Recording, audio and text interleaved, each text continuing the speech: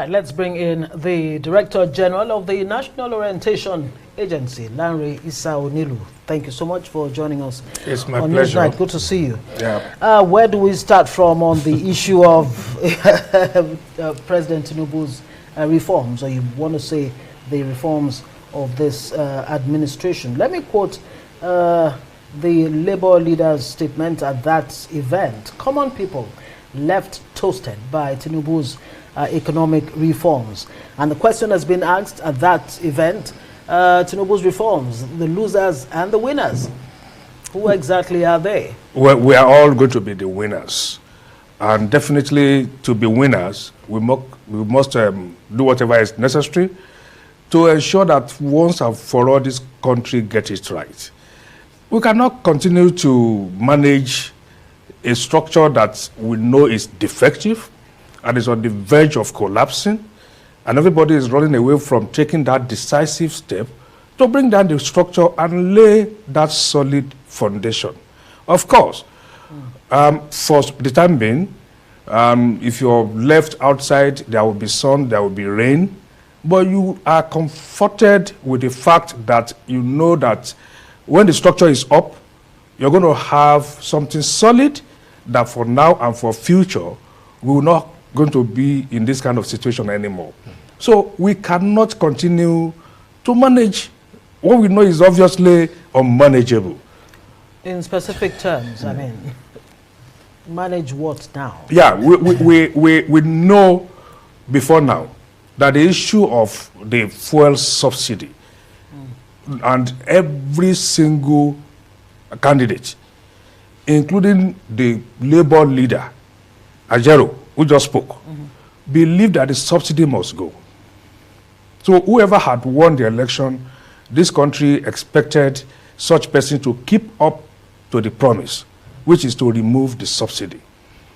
The political will to do it, well, of course, they may fail eventually, but with President Bola Ahmed Tinubu, you know he has the will. And that's what he did, not second day after he's sworn in, right at the venue. Yes, that is the structure. The economy relies so much on oil. And for several years, over 2 decades, we've been living in denial, deceiving ourselves. So once and for all, we need to face this headlong.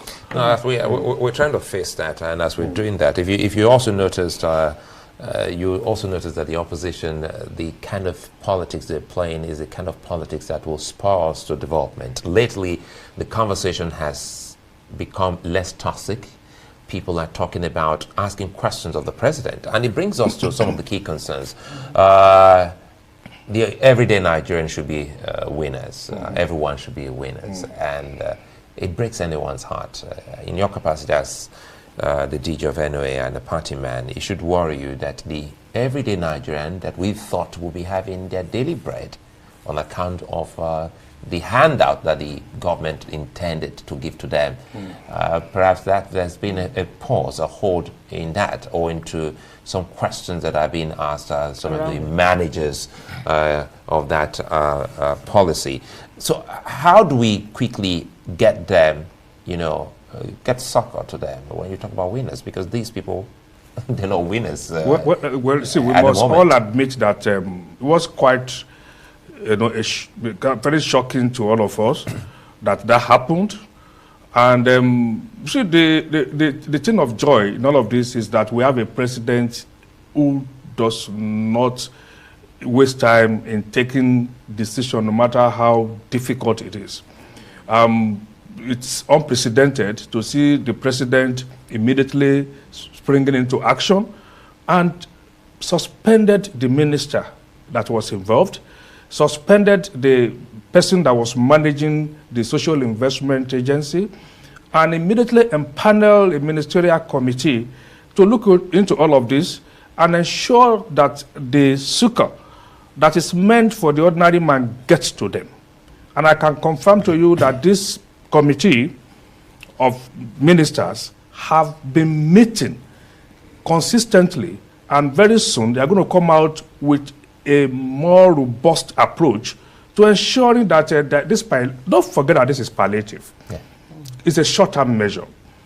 And beneath all of this, there is, concrete steps being taken to ensure fundamental reforms happen in the economy, such that in a year, 2 years' time, we will see concrete outcomes that will be far-reaching and will be enduring and sustainable.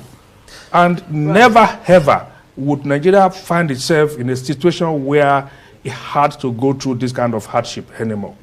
Well, on the issue of, the readiness of the president to step up to the plate when it comes to taking decisions, well, some depends on which side of the divide you belong. Some are praising the president for, taking action, suspension, though it is. But some would say that the willingness to sack or to remove non-performing or ministers or public officers who are seen or alleged to have done wrong, maybe they're just the expendables, that the powerful ones are really not even being investigated on the issue of even the palliatives that, you talk about, the humanitarian ministry sleaze, if you like. Well, I am not aware of any report or petition against any minister that has not been attended to.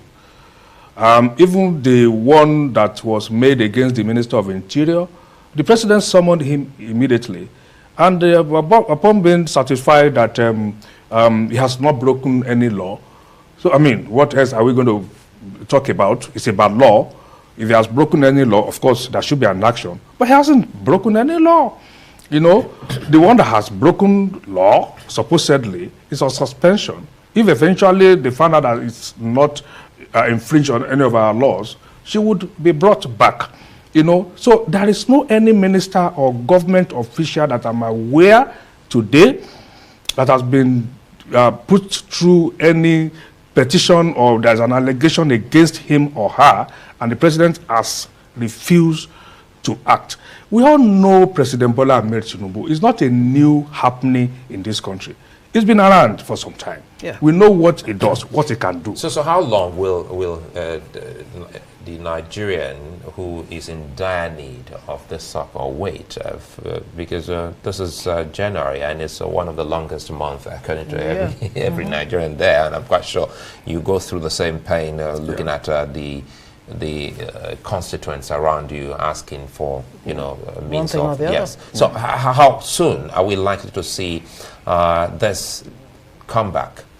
Yeah, well, we listen every day to the people who are managing the economy, both from the Ministry of Finance, the CBN, the FIRS, all the people that are involved, the tax reform, all these fundamental structures that are necessary are being activated, and people are put in charge, and they are working seriously to ensure that we have our country back as soon as possible. But in the meantime, Nigerians must see some level of comfort, no matter how little.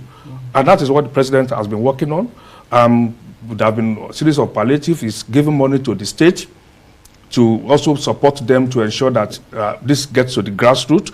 Has that started? It's not just only started. Many states complied, did marvelously well with 5 billion that the federal government gave to them. Many states also augmented this provision. Because I asked that because I recall that just before the end of the Yuletide, the National Assembly member from Kwara State actually complained that they didn't get any for their constituents. The National Assembly, I meant yes. What I'm aware of are the governors. Okay. And that was announced, and no governor has come out to say I didn't receive, my support. That was. Is there an amount? Sorry, is there an amount? I'm aware of 5 billion. 5 billion to the states. State. Good. Very quickly before we let you go, let's talk about plugging the loopholes that allow for public officers to even misbehave. In the first place, are there mechanisms to ensure that when, you're assigned a job as a minister of whatever, that you're deterred from actually, taking the action of putting your hands in the public till? Yeah, I think the first thing that we should look at is the antecedents of the president. He did it in Lagos. And we have a smooth running administration in Lagos from one governor to another. The structure, the system is in place. So until we institutionalize all of these processes, we'll have issues. And that is what the president is doing. It's instructive that part of the immediate actions he took was to bring a tax reform committee in place. Because that is fundamental. The oil sector reform is almost rounding off. We have the refinery coming on stream, the private sector input through Dangote Group. We have the Paracourt.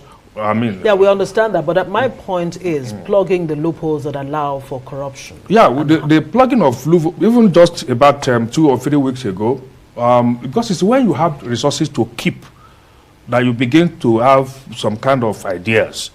Now, even the revenue generating agencies have been asked to bring all the monies back to the treasury. Unlike before, where you hold billions, in an account, and then you begin to develop some kind of funny ideas about it. So government is trying to ensure that all revenues are collected, and come to the same pot, and then it is managed, efficiently. Do we expect to see the sack of non-performing ministers anytime soon? I think the president said that much himself. Okay, all right. We'll have to say thank you very much. My pleasure. For joining us. Lanre Issa-Onilu is the DG National Orientation Agency. It will be nice to have you, sometime soon. Let's talk about orientation for Nigerians. Getting Nigerians to think to do that. the way they should. Thank you very much.